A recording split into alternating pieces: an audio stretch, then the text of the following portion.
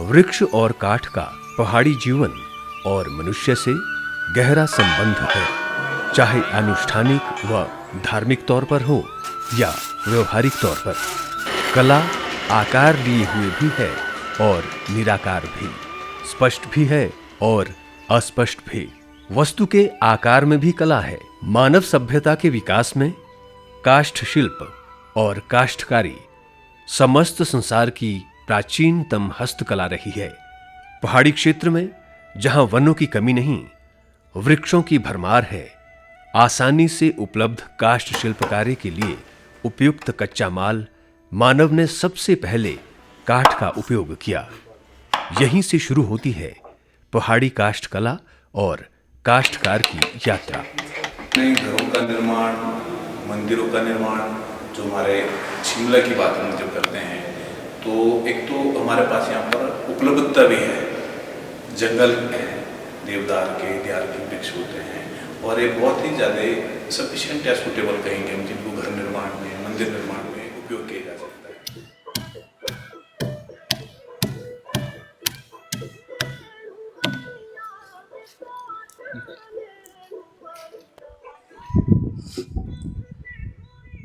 हमारी काष्ठ कला ये बहुत प्राचीन कला है, क्योंकि जिस टाइम आदमी का प्रादुर्भाव हुआ है तो वेजिटेशन हमारे चारों ओर थी और आदमी को जो सबसे इजीली जो मटेरियल था, जो अवेलेबल था, जिसको वो आसानी से उसको फैशन कर सकता था, उसकी वो कर सकता था, तो लकड़ी थी।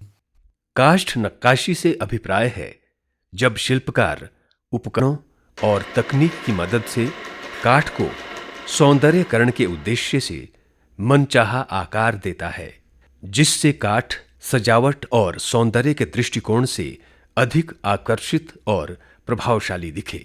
वुड कार्विंग बड़े बाद की बात है। पहले तो आदमी ने लकड़ी का प्रयोग करना सीखा और पहले जो आदमी ने लकड़ी का प्रयोग किया वो जलाने के लिए किया था, बनाने के लिए कुछ नहीं किया था। उसको पता नहीं था, जंगली आदमी था, जंगल में रहता था। काठ संरचना और आत्मा देवदार वृक्ष की। देवदार यानी हिमालयन सीडार एक सुंदर सजावटी, मजबूत किंतु हल्की और सुगंधित लकड़ी, सीधे तने वाला ऊंचा शंकुधारी पेड़। महाकाव्यों में देवदार शक्ति, समृद्धि और दीर्घायु का प्रतीक माना जाता है। ऋग्वैदिक काल में भी एक रेफरेंस आता है जब एक हाइमिस्ट पूछता है कि वो कौन सी लकड़ी थी और वो कौन सा जंगल था जिससे विश्वकर्मा ने ये यूनिवर्स को तराशा। इसकी प्राचीनता, पवित्रता और औषधीय गुणों के कारण इसे देवतुल्य, देवताओं की लकड़ी की संज्ञा दी गई। देवदार का वनस्पति नाम सेड्रस डेओडारा और संस्कृत में देवदारू वृक्ष है, एक दिव्य वृक्ष जो प्रलय के उपरांत इस धरा पर सर्वप्रथम उगे। देवताओं के अपने जंगल थे। आज भी हमारे रेवेन्यू रिकॉर्ड में बहुत जगह देवताओं के जंगल, देवताओं के नाम आज भी जंगल है और उनमें से जो लकड़ी है वो जन साधन, जो आम आदमी उनका प्रयोग नहीं कर सकता, तो वो देवताओं के जंगलों से ही आते थे, क्योंकि राजाओं द्वारा उस टाइम मंदिर के संचालन के लिए बहुत सारी जमीन और जंगल आवंटित किए गए थे। जो उससे रेवेन्यू आता था, उससे वो मंदिर के खर्चे और उसका संचालन होता था। वाल्मीकि रामायण, शैवेट ग्रंथों, धार्मिक ग्रंथों, ऋग्वेद, मत्स्य पुराण, महाकाव्य, बौद्ध साहित्य में भी हिमालय क्षेत्र में दारूकावना, देवदार के वन से संबंधित संदर्भ हमें मिलता है। सिंधु व हडप्पा सभ्यता काल में भी देवदार काठ के उपयोग के साक्ष्य मिले हैं। यदि देवदार दिव्य लकड़ी है तो इसके द्वारा बनाई गई इमारत देवालय है, एक दिव्य निवास। भारतीय पुरातत्व विभाग के अनुसार उत्तम काष्ठ कला के जो साक्ष्य उपलब्ध हैं वो चंद्रगुप्त मौर्य काल के हैं, जिन्हें की पाटलिपुत्र यानी वर्तमान में पटना में देखा जा सकता है, जिसका उल्लेख मेगस्थनीज एक मिस्र के राजदूत ने भारत यात्रा के दौरान भी किया था। मौर्य पीरियड में पाटलिपुत्र का जो के महल का उल्लेख होता है चंद्रगुप्त अशोक के, तो उसमें उसके पिलर्स भी मिले हैं जो लकड़ी के बने हैं। और उसके बाद जो हमारे सांची का जो स्तूप है उसकी जो रेलिंग है वो पहले लकड़ी की बनी है, लेकिन वो लेटर स्टेजेस में शुंग पीरियड में उसको स्टोन में कन्वर्ट किया गया। तो इससे पता चलता है कि ये बहुत प्राचीन परंपरा है काष्ठ कला की। मौर्य काल की कला को उत्कृष्ट काष्ठ कला में रखा गया है। हिमाचल प्रदेश के भरमौर के लक्षणा देवी मंदिर और शक्ति देवी मंदिर छतराड़ी में काष्ठ नक्काशी के सबसे प्राचीन नमूने और साक्ष्य विद्यमान हैं। क्लासिकल वुड कार्विंग में तो ग्रामर आ जाता है, एक विधान आ जाता है, एनाटॉमी आ जाती है, और उस प्रकार के आर्ट को डेवलप करने के लिए, सिस्टम को डेवलप करने के लिए बहुत टाइम लगा। हम मंदिर के दरवाजों और पल्लों पर और छत की सीलिंग पर मानव रूपी मूर्तियां तथा जानवरों की आकृतियों और फूल पत्तियों को देख सकते हैं। शिमला और किन्नौर की बात है, वहाँ पर जितने भी देवताओं के मंदिर बनते उनके अपने ही क्राफ्ट्समैन, जिनको मिस्त्री कहते हैं स्थानीय भाषा में, बाड़ी, वो ही कार्य करते हैं। हर एक देवता का अपना एक जो क्राफ्ट्समैन है वो किसी दूसरे देवता के मंदिर में कार्य नहीं करता, जिसको कह सकते हैं पीढ़ियों दर पीढ़ियों ये प्रथा चलती आई है। शुरू से ही देवता का सोसाइटी में एक प्रमुख स्थान था कि जब तक उसकी प्रतिष्ठा नहीं हुई उस मंदिर की, क्योंकि यहाँ मंदिर की प्रतिष्ठा होती है, प्राण प्रतिष्ठा नहीं होती। तो जब चाहे 20 साल लगेंगे तो 20 साल तक एक समय रोटी खाएगा, अपने दाढ़ी नहीं काट सकता, अपने बाल नहीं काट सकता। और दूसरा है कि जब तक देवता के पूजन का जो समय नहीं होता उससे पहले वो भोजन नहीं कर सकता।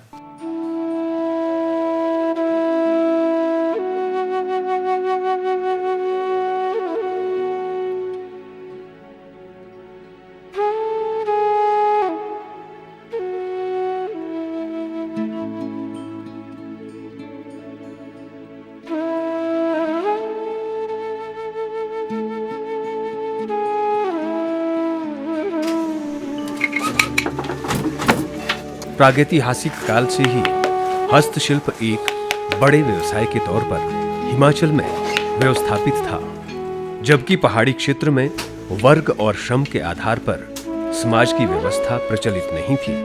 राजवंश और सामंती राज से पूर्व समाज में द्विपक्षीय बार्टर प्रणाली प्रचलित थी।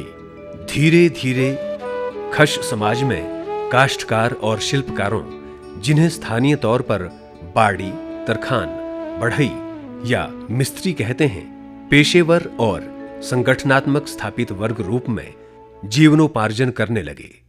आजीविका और परिवार के भरण पोषण के लिए राजा राणों की बगारी या फिर मंदिरों के निर्माण पर आश्रित थे। खश समाज में मंदिर का एक मुख्य काष्ठकार और कारीगर यानी बाड़ी हुआ करता था। वही लोक देवता के मंदिर के निर्माण कार्य का अधिकारी होता था। मंदिर की हम बात करते हैं तो नियमों में बदलना तो आवश्यक हो जाता है, जो परंपरा से चले आए नियम। देखो नियमों में किस तरह के नियम है। अब कोई मिस्त्री होगा, वो दिन में एक वक्त खाना खाएगा, जो प्रमुख मिस्त्री होगा दिन में एक वक्त खाना खाएगा, जो मंदिर निर्माण करेगा। दूसरा, वो दाढ़ी रखेगा जब तक मंदिर का काम पर पूर्ण नहीं हो। क्यों? दाढ़ी एक ना संकल्पना का विचार।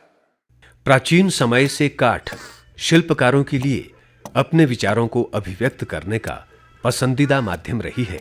दूसरी ओर जब हम चंबा में भरमौर में लक्षणा देवी का उत्तम और अनुपम काष्ठ मंदिर के निर्माण के संदर्भ में मास्टर कारीगर गुग्गा का नाम हमारे समक्ष आता है। गुग्गूराम कारीगर है इनका नाम। इन्होंने माता छतराड़ी का बनाया हुआ मंदिर, माता लखना जी का बनाया हुआ।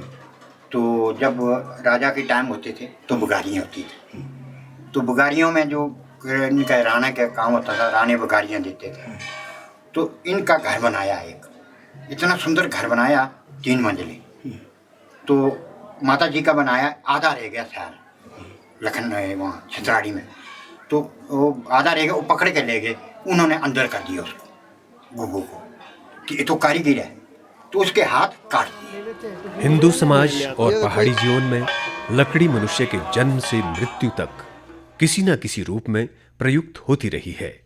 एक अच्छा और अनुभवी कलाकार ही हल तैयार कर सकता है।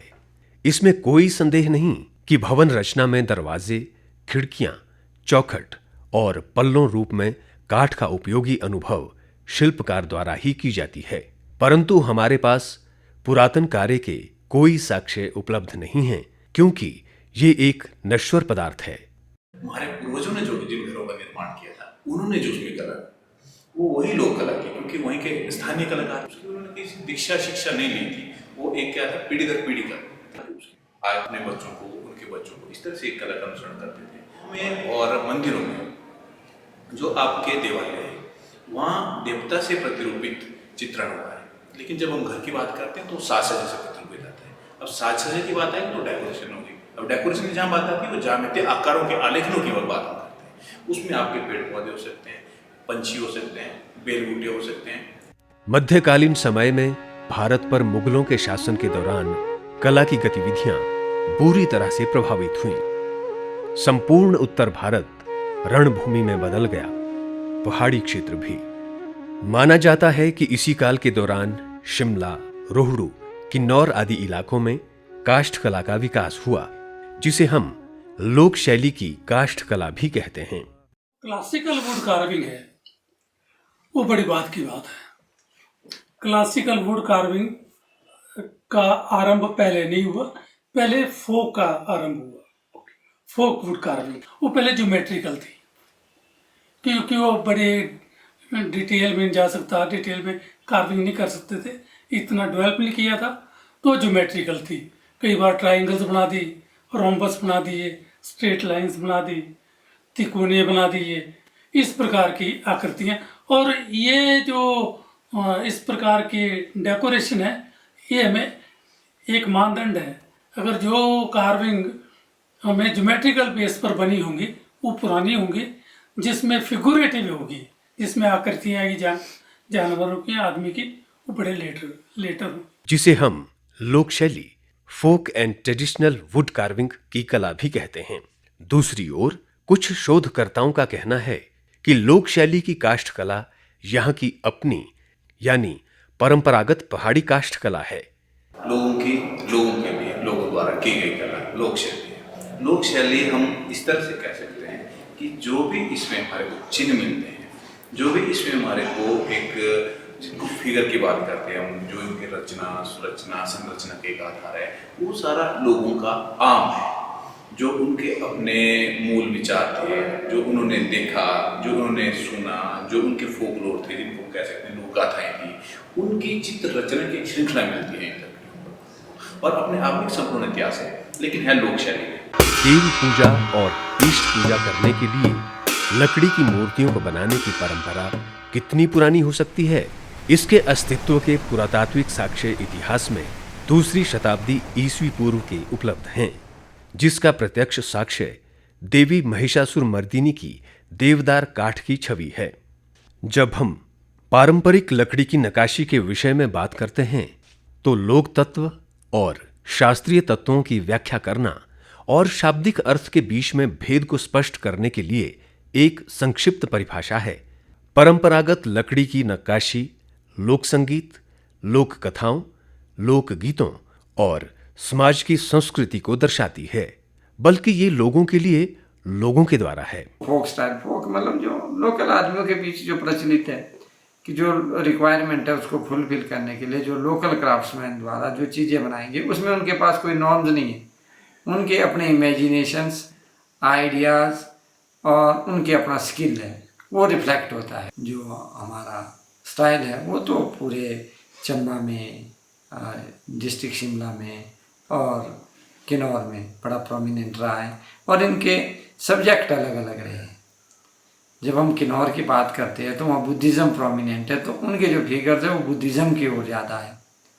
और अगर हम शिमला की और चंबा की बात करते हैं तो यहाँ पर वैष्णोइज़्म है, शैवाइट है या शक्ति है, इन 3 चीज़ों पे जो अधिकतर सेक्ट पे जो से रिलेटेड जितने भी गॉड्स गॉडेसेस थे उन पे ज़्यादा काम हुआ है।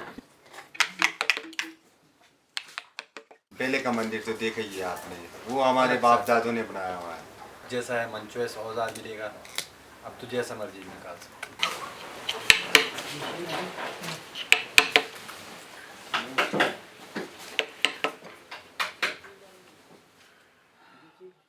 लोक शैली में हिमाचल के पहाड़ी क्षेत्र के मंदिरों में हमें 2 आयामी मूर्ति देखने को मिल सकती है। जैसे खज्जी नाग मंदिर के मंडप गृह में चारों कोणों में पांडवों की मानव रूपी आकृतियां, चामुंडा माता मंदिर देवी कोठी की छत की सीलिंग पर उभरी गंधर्व दानव रूपी देवताओं और ऋषि मूर्तियों, अप्सराओं, राजा तथा रानी की आकृतियां। लोक शैली में शिमला के जांगलिक में जाग साहब देवता के मंदिर अग्रभाग और मुख्य द्वार लोक शैली का उत्कृष्ट नमूना है। इसी प्रकार चंद्रिका माता मंदिर कोठी किन्नौर, अयोध्यानाथ मंदिर रामपुर, कोटेश्वर महादेव मंदिर कुमारसैन, इन सभी मंदिरों ने अपने वास्तविक काष्ठकला को संरक्षित रखा है। इसका सारा श्रेय यहाँ के देवतंत्र और जनमानस तथा स्थानीय काष्ठकारों को जाता है। पहाड़ी क्षेत्रों में देवतंत्र और देवालय धार्मिक काष्ठकला के सहयोगी रूप में स्थापित हुए हैं। इतिहासकारों के मतानुसार स्थानीय देवताओं के मंदिर और ईष्ट पूजा का प्रचलन तथा विचार सम्राट कनिष्क 78 से 101 ईस्वी पूर्व के समय का माना जाता है। पहाड़ी क्षेत्रों में देवतंत्र का प्रचलन कबीलों के रूप में ही विकसित हुआ होगा। इसी अवधि के दौरान स्वदेशी व लोक शैली में धार्मिक आकृतियों का प्रचलन विकसित हुआ। जो फोक वुड कार्विंग है या फोक आर्ट है, उसका टाइम पीरियड कोई नहीं है। जो क्लासिकल आर्ट है उसमें तो टाइम हम बता सकते हैं, उसको डिफाइन कर सकते हैं, किस पीरियड में क्या हुआ, किस पीरियड में कैसे देवता बनते थे, किस पीरियड में कैसे देवता बनने शुरू हुए, वो हमें पता है और उसके हिसाब से हम उसका काल निर्धारण कर देते हैं। प्राचीन मंदिरों की अतुलनीय काष्ठकला और मूर्तियों के लिए भी विश्व प्रसिद्ध चंबा जिला अपने इतिहास, कला एवं संस्कृति की दृष्टि में भी महत्वपूर्ण है। भरमौर के लक्षणा देवी के गर्भगृह के मुख्य द्वार पर अप्सराओं की मानव रूपी आकृतियां, मंडप के स्तंभों पर उकेरी गंधर्वों, यक्षों की आकृतियां, पुष्परूपी नक्काशीदार छत उत्तम और उत्कृष्ट श्रेणीकरण किया गया है। इसी प्रकार का काष्ठ कार्य आदिशक्ति देवी मंदिर छतराड़ी में भी देखा जा सकता है। धर्मनिरपेक्ष काष्ठकला की प्रासंगिकता और धार्मिक व आध्यात्मिक आधार पर संदर्भित नहीं किया जा सकता। इसका पुरातन उदाहरण चंबा भूरी सिंह संग्रहालय में भरमौर में करदार कोठी के रूप में सुरक्षित है, जिसे राजा पृथ्वी सिंह ईस्वी पूर्व 1641 से 1664 ने बनवाया था। इसे थविन समुदाय द्वारा बनाया गया था। इस संरचना को गद्दी क्षेत्र की सबसे भव्य और धर्मनिरपेक्ष काष्ठकला माना जाता है, जिसमें दरवाजों के चौखट और पल्लों पर मध्यकालीन सामंती अभिजात वर्ग के पात्रों को दर्शाया गया है।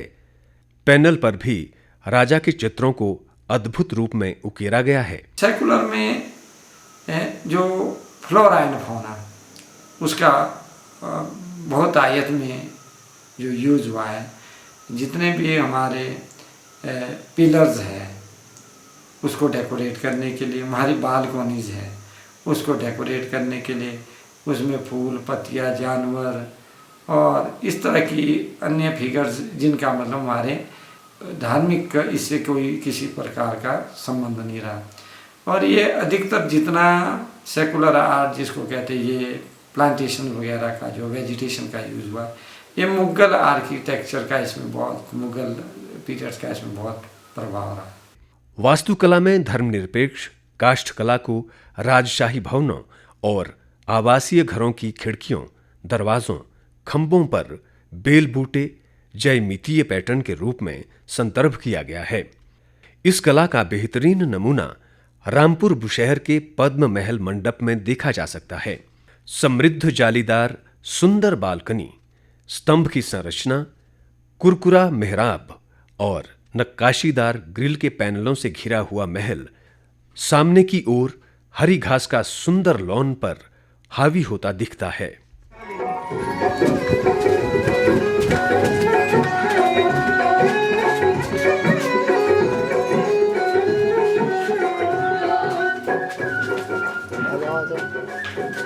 हिमाचल में भवन निर्माण में काष्ठकला का अपना ही रंग है। मैदानी क्षेत्रों के बजाय पहाड़ों में भवन सामग्री की उपलब्धता आसान नहीं होने के कारण स्वदेशी भवन निर्माण शैली की तकनीक काठकुणी, धज्जी दीवार और भीत भवनों में पत्थर व मिट्टी के साथ साथ काठ का बहुतायत में उपयोग होता था। भवन निर्माण की बात करते हैं या चलो मंदिर निर्माण की बात करते हैं, शैली रूप में तो सब एक जैसे हैं, क्योंकि शैली थी इनकी काठकुनी शैली। अब काठकुनी शैली का अभिप्राय हो गया कि भूकंप रोधी ये शैली होती है। मैक्सिमम पेड़ ही यूज किए जाते हैं, मोटे पेड़, इनको हम गेली कहते हैं, गेली के हिसाब से ऊपर रखा जाता है। क्यों? क्योंकि 6 मंजिलों का भार सहना और उसके अलावा ऊपर छत पर जो पत्थर लगते थे वो स्थानीय खानों से आते थे। पहाड़ी वास्तुकला की उत्पत्ति और विकास के संदर्भ में लकड़ी का उपयोग और नक्काशी एक मुख्य अंग है। काठकुणी अंदाज में बनाए गए भवनों को खश समुदाय की विशेषता माना जाता है। पूर्ण रूप से खश वास्तुकला है, जिसमें आवासीय घरों को भी देवदार की भांति ऊंचाई और आकार दिया जाता है। ये बनाया गया था हमारे जो परदादा जी थे, हमारे पिताजी के दादाजी, यानी कि हमारे दादाजी के पिताजी, ये इसकी नींव उन्होंने रखी थी। तो हमारे पास इसकी निश्चित तो कोई ऐसी जानकारी नहीं है, लेकिन ये मानकर चलो कि ये इसके बारे में एक जगह में इसी जो आप देख रहे हैं ग्लेज में लिखा गया, ये नहीं पता किस भाषा में है, लेकिन वो नीचे एक जगह में लिखा गया आखिरी लाइन में, हमें भी नहीं मालूम था। एक टूरिस्ट आए थे यहाँ इंदौर के करीब 1989 या 88 में, उन्होंने पढ़ा था कि ये जो है 1866 लिखा है, आप इसको देख भी सकते हैं। तो इसके मुताबिक इसका जो डेट जाती है 150 साल पहले का बना हुआ होगा। उस वक्त काम जो है बिल्कुल हाथ से होता था, पूरी जो निहानी और वसूले से लिखाई इसकी हुई है, नक्काशियाँ हुई है। हमारे पास जो है इसमें 2 मंजिल है, एक ऊपर वाली मंजिल में हम रहते हैं, निचले वाली मंजिल में इसमें भंडार है।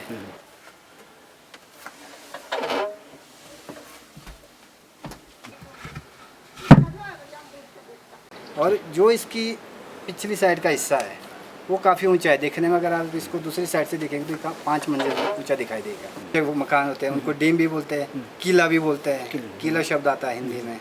हाँ जी, जो ऊंचे मकान होते हैं किला है।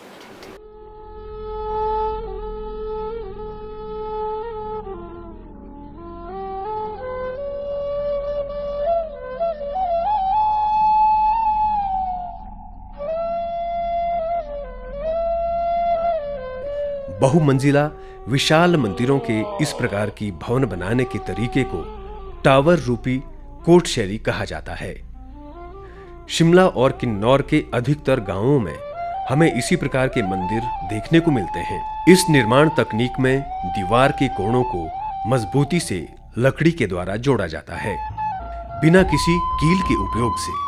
ये एक तकनीक है, शैली नहीं। देवी भीमाकाली सराहन, कामरू का किला, किन्नौर कोठी देवी में चंद्रिका का किला इसी तकनीक में बने हैं। काष्ठकारों द्वारा पहाड़ी काष्ठकला में मानव रूपी दिव्य और पशु आकृतियों को सरल, आसान और गहन भावों को प्रतीक के रूप में उपयोग किया गया है, जिनका अर्थ गूढ़ हो, मानव जीवन पर प्रत्यक्ष असर पड़े। इसके अतिरिक्त बेल बूटों, फूल पत्तियों, कलियों के गुच्छे, अंकुर, फूलों का खुलाना, तहें, मोड़, सिकुड़ने, शिकने और छुरियों को सौंदर्यात्मक दृष्टिकोण से बनाया जाता है। ये प्रकृति के प्रत्यक्ष और स्पष्ट आभासों को उनके मूर्त गुणों और महत्व की कलात्मक अभिव्यक्ति में व्यक्त करता है। कि अधिकतर जो मंदिरों में है वो देवता और राक्षसों के बीच का ही वर्णन उसमें दर्शाया जाता था कि देवताओं की राक्षसों पर विजय, या हमारे देवताओं के जो चित्र है, जो लोक प्रथा में प्रचलित है कि जैसे अंदर देवता का मुख्य जो मंदिर के जो द्वार हैं उसमें देवता के जो द्वारपाल, तो उनका अंकन किया जाता था। उस टाइम जो मिस्त्री है, बाड़ी है, वो अपने इमेजिनेशन से, अपने आइडिया से उन चीज़ों को उकेरता था।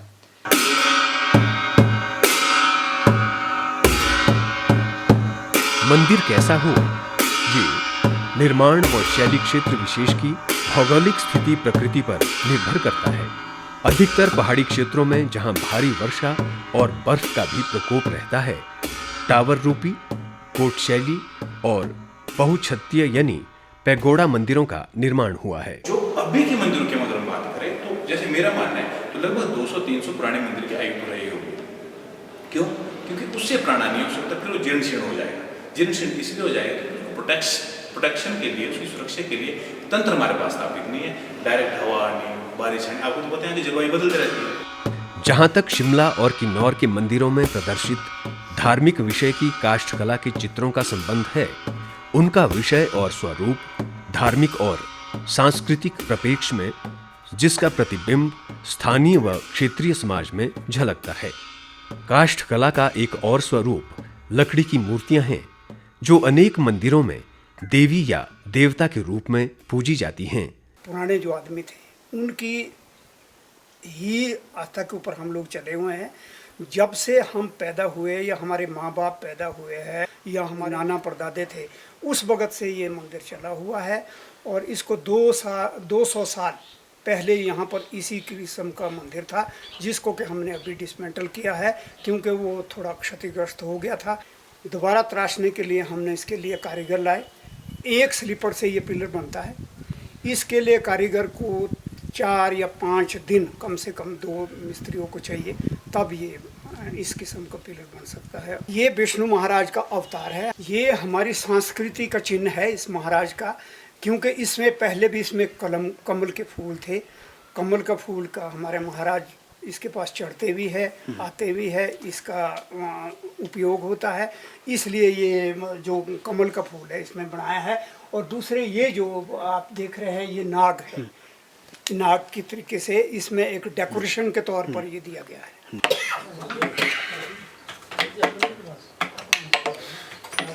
आर्ट जो है वो सेंटिमेंट, इमोशन से जुड़ी हुई बात है। जो आपके अंदर कुछ अनुभूति पैदा करे वो आर्ट है। देश और काल में परिवर्तन आते रहते हैं और आने वाले कल में और परिवर्तन आएंगे देश और काल के हिसाब से, तो वो तो स्वाभाविक है। ये उसका ग्राफ बन रहा है। पुराने मंदिर देखते हैं और आज के देखते हैं तो आप देखेंगे वो ज़माना कितना बदल गया।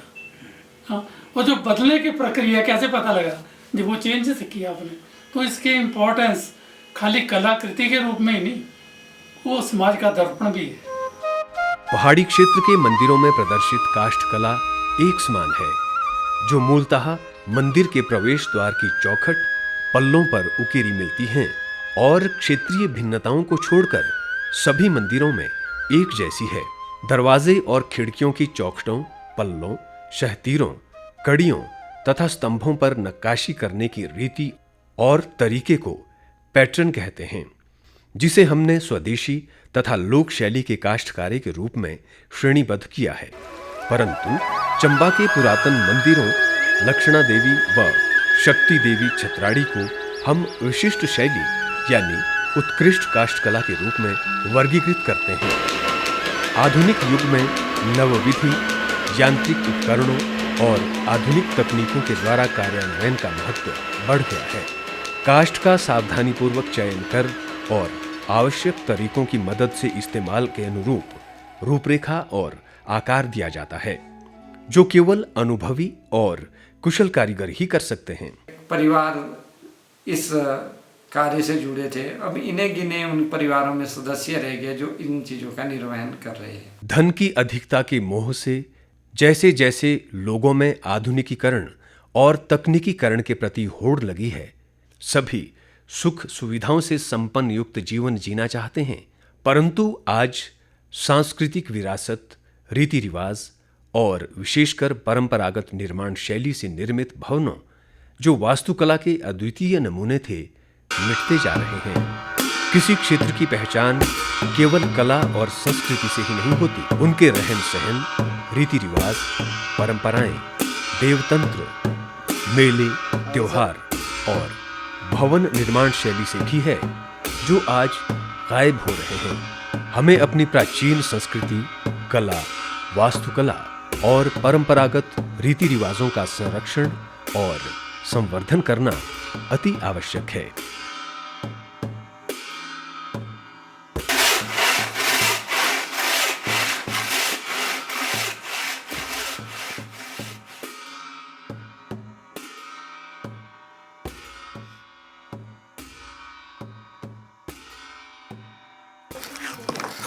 बस वैसे ही दे दो।